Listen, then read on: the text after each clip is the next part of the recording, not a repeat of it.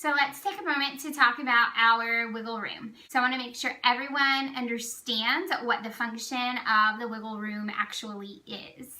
So the wiggle room is intended to do exactly what the title indicates, and that's for kiddos to be able to wiggle. So the wiggle room will be our kids that are 2, 3, and then our young 4-year-olds. So our kiddos that are in our nurseries, so that would be rooms 1 or 4, if they are here for 2 services, they will actually stay in their original classrooms because those rooms are developmentally appropriate for them, and the things that are necessary to care for those children are in those classrooms. So if they are going to be here for 2 services and they are 2, 3, or a young 4-year-old, they will be pulled out for a wiggle room.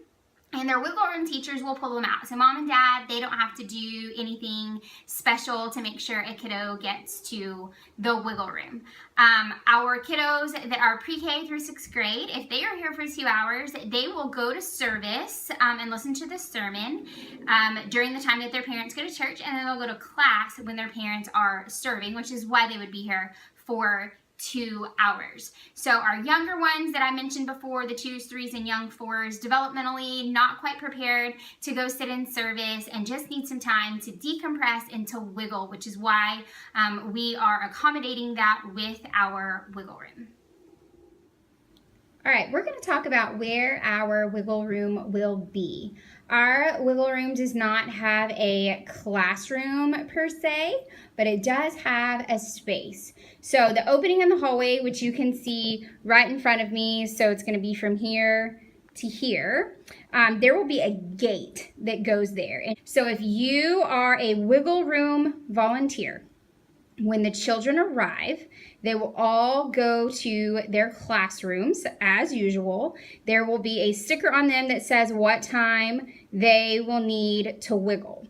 So you will then go to rooms 2, 3, and 5, and you will check and see which kiddos have the sticker on their back that says they need to wiggle at the time that you are there to serve for.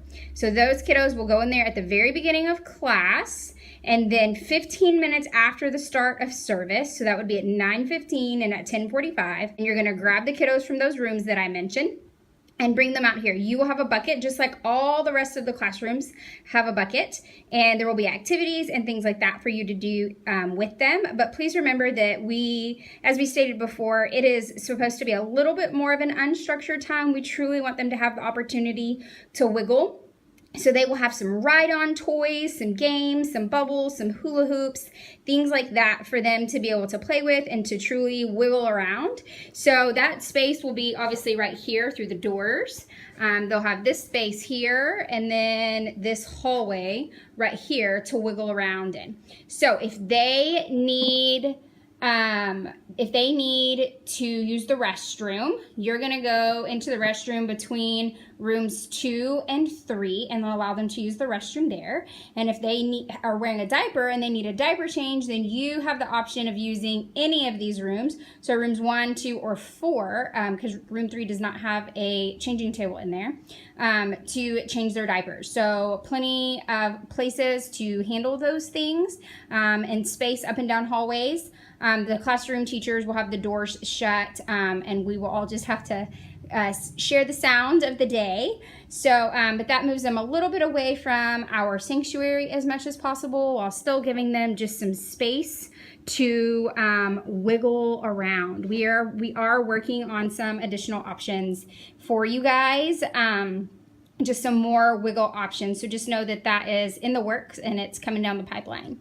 One other thing that I want to mention is before you go get the kids out of their classrooms, so again, that's at 9:15 and 10:45, you are going to lock these doors right here, okay? You're going to lock them. That way no one can come in or out of our children's hallway once we have children out here and services have started. If a parent were to walk up with their children, and this is for you parents that are listening as well, if they were to walk up a little bit late, which is totally understandable because it happens to all of us, you would make sure that you see them and that you would check them in on the iPad that will be located on the wall right here. Their stickers will print near the other iPad in between rooms 3 and 4, you will sticker their children and bring their children into the building to where they need to go, and then mom and dad will be able to walk around and use the doors on the other end of the sanctuary to go into service.